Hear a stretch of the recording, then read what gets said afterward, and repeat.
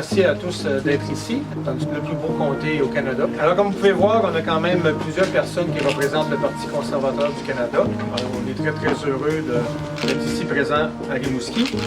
Alors, sans plus tarder, Nancy Brassard-Fortin. Bonjour tout le monde, mon nom est Nancy Brassard-Fortin. Je suis heureuse de vous accueillir dans une conférence de presse du Parti conservateur où nous allons faire un engagement historique pour la région, pour le comté de Rimouski, Neigette, Témiscouata, les Basques. Bienvenue. Comme vous pouvez le constater aujourd'hui, le Parti conservateur et moi avons la ferme intention de gagner ce comté pour servir et agir pour les gens d'ici. Ce comté est un grand comté que j'ai la chance de parcourir. J'ai la chance de rencontrer des gens formidables, de nombreuses familles, des entrepreneurs qui ont à cœur la région et qui ont tous en commun d'être insatisfaits et inquiets.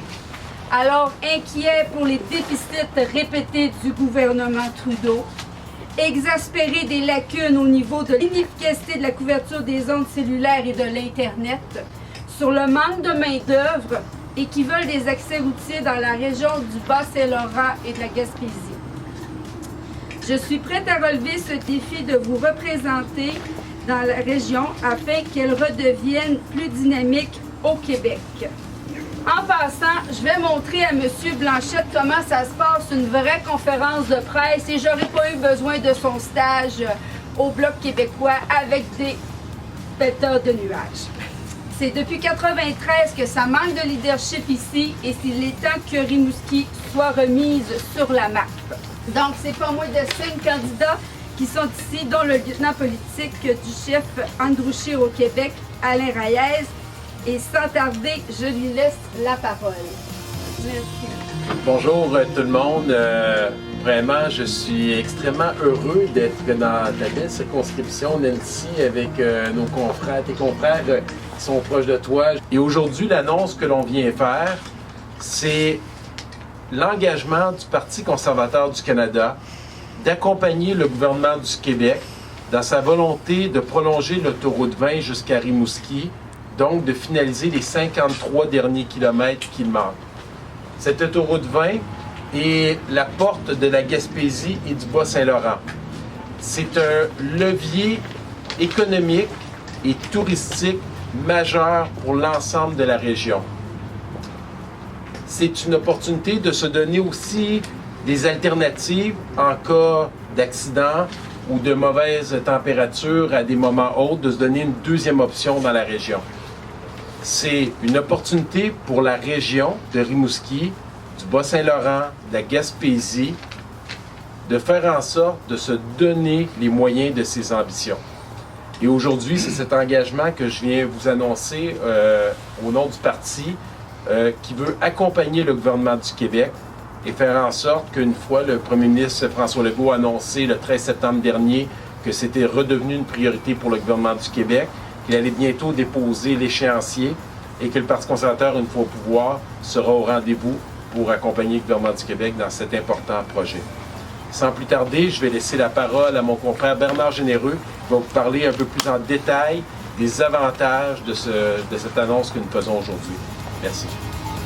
Bonjour tout le monde. On sait que les élus, encore une fois, régionaux, sont très fermes sur la volonté de pouvoir réaliser ce tronçon qui manque de 53 km, si je ne m'abuse. Donc, il est sûr et certain que le Parti conservateur en fait une priorité pour plusieurs raisons. Un, c'est réduire les temps de déplacement. On sait que les temps de déplacement dans certaines périodes de l'année et même à l'année longue ne sont pas tout le temps évidents. Donc, évidemment, ça va évidemment aider l'économie régionale. Aussi, on est un parti qui a toujours été à l'écoute des régions et je pense qu'il était fondamental de prendre connaissance de ça ce matin parce que on veut ramener un ministre responsable des régions à travers le Canada, donc, dont les nôtres, et ainsi aussi un ministre de Développement économique Canada pour les régions du Québec. Et au niveau environnemental, le fait d'avoir un tronçon direct entre Rimouski et l'Île-Verte dans mon comté ferait en sorte de faciliter les déplacements. Donc, c'est tous ces éléments-là qui font que cette annonce-là aujourd'hui est particulièrement importante pour nous et pour Nancy, pour moi et pour l'ensemble, M. Pigeon aussi. Toute la Gaspésie, on sait que le milieu touristique est extrêmement sollicité actuellement. Il y a beaucoup de gens qui viennent dans le Bas-Saint-Laurent et ça viendrait inévitablement aussi améliorer la sécurité des gens. Donc, c'est une annonce où je suis extrêmement heureux de participer. Alors, si vous avez des questions, je pense qu'on pourrait passer à la période des questions. Est-ce que vous avez un échéancier pour ça? En fait, on va travailler avec le gouvernement du Québec qui l'a remis en priorité. Toutes les études vont être faites. On va travailler en partenariat et quand le gouvernement fédéral aura fourni sa partie, on va être rendu là. Si le gouvernement du Québec n'avait pas fait une annonce pour remettre l'autoroute 20 au PQI, est-ce que vous auriez quand même poussé un petit peu avec les conservateurs pour faire avancer ce projet-là? Bien, c'est sûr que les gens dans la région voulaient l'autoroute, tous les gens m'en parlent, mais le fait que ce soit priorisé, nous, on a toujours été des partenaires pour faire des autoroutes, donc on a fait, comme on l'a dit, la 85, on a fait la 175, on a fait l'autoroute de la Beauce, donc le Parti conservateur est reconnu pour faire du chemin et faciliter la vie des régions. Mais vous êtes tributaire un peu de la décision du gouvernement du Québec, parce qu'il ne faut pas aller de l'avant, parce que c'est le Québec qui C'était une décide. priorité pour la région, il n'y a jamais eu de parti au pouvoir ici pour faire avancer ça, puis nous, on va être là pour les gens. Quel genre d'autoroute? Est-ce que ça va être une autoroute à voie double, comme on a entre Québec et Montréal, ou l'autoroute qu'on a présentement, qui est, à vrai dire, une réplique de la 132? Ben nous, on va travailler avec le gouvernement du Québec. C'est eux qui vont décider quel genre d'autoroute, puis nous, on va être là pour mettre notre partie.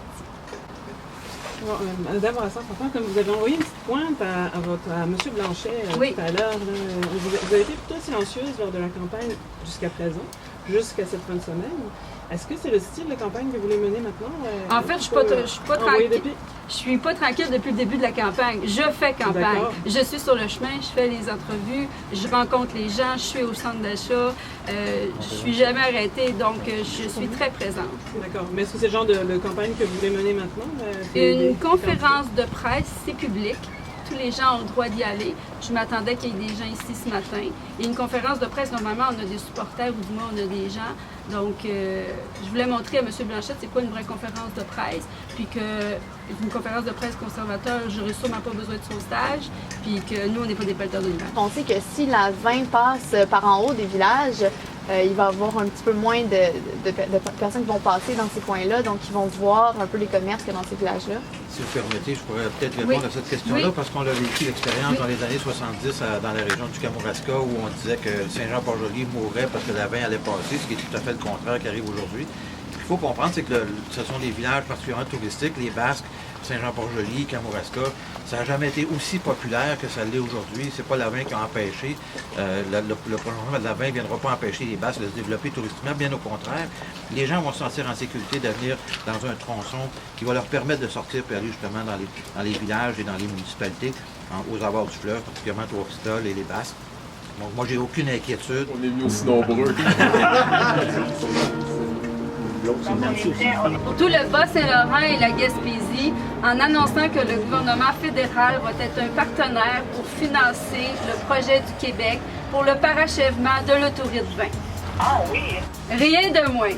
Alors, ça fait longtemps que les gens le demandent, on en entend parler partout dans ma campagne, et là, ça va être vrai. Depuis 1993 qu'il n'y a plus d'action dans la région, depuis le départ de Mme Vézina, et nous, on compte bien réussir à servir les gens, les aider et gagner cette élection. Merci beaucoup.